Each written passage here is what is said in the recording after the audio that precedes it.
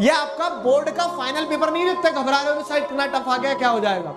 मैं आपको बता रहा हूँ, आप तो 10th में पहली बार आए हो, मैंने भी एक ही बार दी थी 10th, लेकिन पढ़ा तो मैं 4-5 साल से रहा हूँ। लास्ट ईयर भी क्या है कि टर्म 2 एग्जाम से पहले एक प्रैक्टिस पेपर आया था, टर्म 1 एग्जाम से पहले भी प्रैक्टिस पेपर आया था आपके सीनियर्स का, और टर्म 1 के पहले जो प्रैक्टिस पेपर आया था इतना भयंकर था कि रूह निकल गई थी बाहर उनके शरीर से, ठीक है।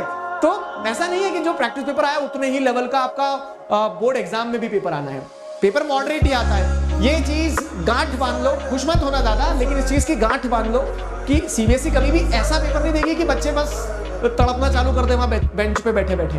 पेपर हमेशा मॉडरेट आता है क्योंकि उनका भी ध्यान रखा जाता है जो आज तैयार हुए पढ़ने के लिए, ठीक है, तो उन बच्चों का भी ध्यान रखना पड़ता है। तो पेपर मॉडरेट ही आता है, 70% पेपर ऐसा बनता है जो सबसे बनेगा, 30% में फाइट रहती है, ठीक है।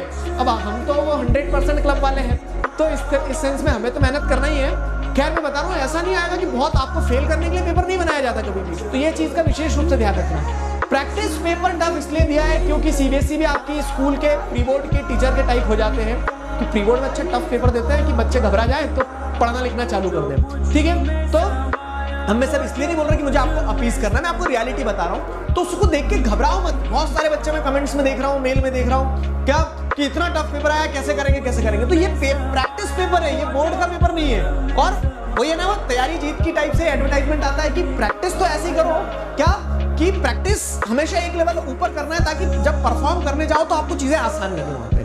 तो पैनिक मत हो हल्ला मत मचाओ, छाती मत पीटो, ठीक है। Just take it as a challenge कि हाँ प्रैक्टिस पेपर आया है तो प्रैक्टिस पेपर से मैं एनालाइज करूं कि अच्छा इस तरह से भी अगर सवाल आ गए। अब ये तय है कि जितने क्वेश्चन आए ना प्रैक्टिस पेपर में, ऐसे 1-2 क्वेश्चन तो आएंगे ऊटपटांग, उसके लिए तैयार रहना, उसके लिए तैयार रहना। और ऐसे ऊटपटांग क्वेश्चन जो आए तो उनके भी कोई सिंग नहीं निकल रहे थे, तुम्हें मार देंगे वो आके, ठीक है। समझोगे तो उसका भी सोल्यूशन बनेगा, फाइन। तो ये पॉइंट बहुत इंपॉर्टेंट है जो मैं आप सभी को कहना चाहता हूं। जब से प्रैक्टिस पेपर आया है, ठीक है, मैंने ऐसा देखा है कि एक तरह से क्या हो गया कि बाजार चालू हो गया है, परेशान हो रहे लोग उसमें। मार्किंग स्कीम में सोल्यूशन है, प्रैक्टिस पेपर से आप एनालाइज कर सकते हो कि अच्छा इस तरह से और ट्विस्ट करके क्वेश्चन पूछा जा सकता है, तो वो तो अच्छी चीज है।